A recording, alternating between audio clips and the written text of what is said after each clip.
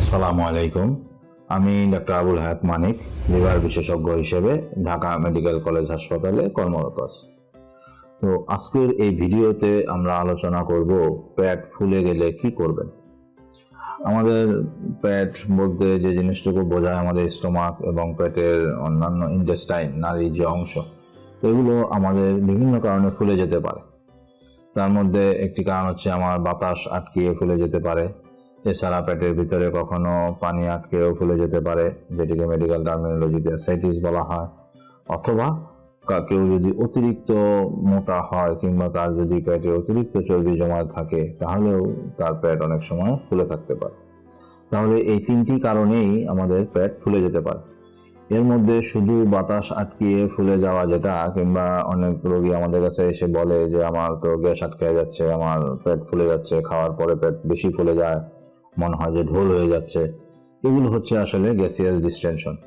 যদি এরকম মনে হয় তাহলে, এবং সাথে অন্য আর কোনো বড় অসুখ না থাকে, অসুবিধা না থাকে, তাহলে এগুলোর জন্য খুব দুশ্চিন্তার প্রয়োজন নাই। শুধু একটু ওষুধ খেলেই এগুলো অনেক সময় ভালো হয়ে যায়।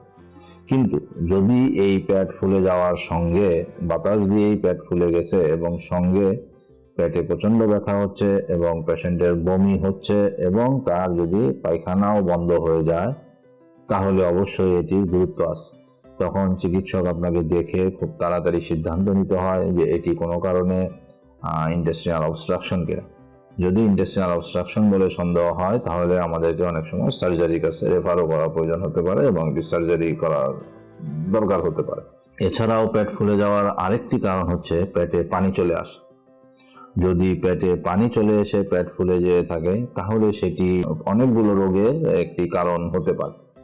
তখন আসলে আমাদেরকে গ্যাস্ট্রোএন্টারোলজি চিকিৎসকের পরামর্শ নিয়ে, লিভার বিশেষজ্ঞের পরামর্শ নিয়ে এই পেটে পানি চলে আসার কারণগুলো খুঁজতে হবে।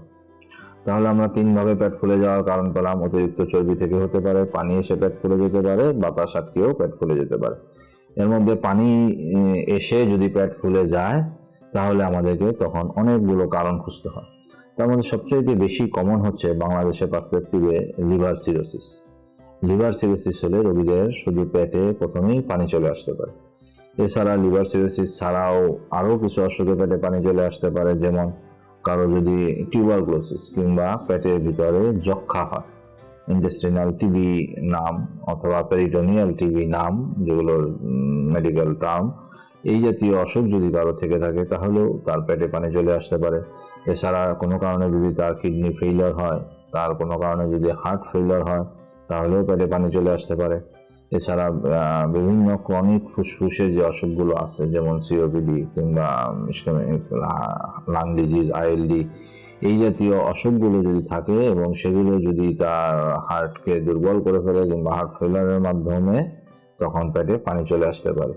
এছাড়াও আরও কিছু কারণ আছে, যেমন হরমোনের ইমব্যালেন্সের জন্য, অর্থাৎ হাইপোথাইরয়েডিজম যদি থাকে, তাহলে তার পেটে পানি চলে আসতে পারে।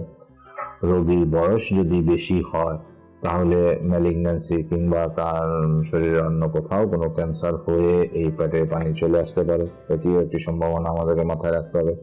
এছাড়াও আরও কিছু কারণ আছে যেগুলো খুব রেয়ার।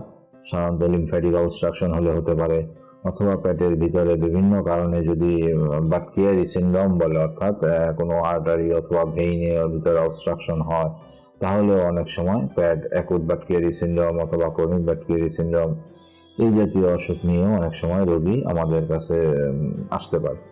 তাহলে এই সম্পূর্ণ জিনিসগুলোকে দেখেই আসলে আমাদেরকে সিদ্ধান্ত নিতে হয় যে আমার পেট ফুলে যাওয়ার কারণ কি। এই জন্য কোনো রোগী আসলে পেট ফুলে গেছে এবং এটি অতি জরুরি কিনা সেটি বোঝার জন্য সে শুধু এই তিনটি কথাই মনে রাখা দরকার বলে আমরা মনে করি। যদি এটি গ্যাসিয়াস ডিস্টেনশন হয়, শুধু বাতাসের জন্য পেট ফোলা এবং এতে আপনার অন্য আর কোনো অসুবিধা হচ্ছে না, তাহলে আপনি দেরি করতে পারবেন, এটি খারাপ অসুখ বলে মনে করার প্রয়োজন নেই। কিন্তু যদি এরকম হয় যে গ্যাসিয়াস ডিস্টেনশনের সঙ্গে আপনার পেটে ব্যথা, বমি এবং পায়খানাও বন্ধ হয়ে যাচ্ছে, তাহলে এটি একটি জরুরি অবস্থা। অবশ্যই আপনি চিকিৎসকের পরামর্শ নেবেন। একই সঙ্গে এই পেট ফোলাটি যদি পানির কারণে হয়, যে পানি জমে পেটে ফুলে গেছে এবং তার পায়েও পানি চলে আসছে এবং শরীরের অন্য অংশেও পানি চলে আসছে, তাহলে বুঝতে হবে এটি আরো অনেকগুলো অসুখের যে কোনো একটি হতে পারে। সো এই তিনটি যেটি হোক, তখন আমাকে অতি সত্বর চিকিৎসকের পরামর্শ নিতে হবে। তাহলে আমরা এইভাবে চিন্তা করে পেট ফুলে গেলে অবশ্যই বিশেষজ্ঞ চিকিৎসকের পরামর্শ নিব এবং রোগটি ডায়াগনোসিস করে সঠিক চিকিৎসা গ্রহণ করব। ধন্যবাদ সবাইকে, ভালো থাকবেন, খোদা হাফেজ।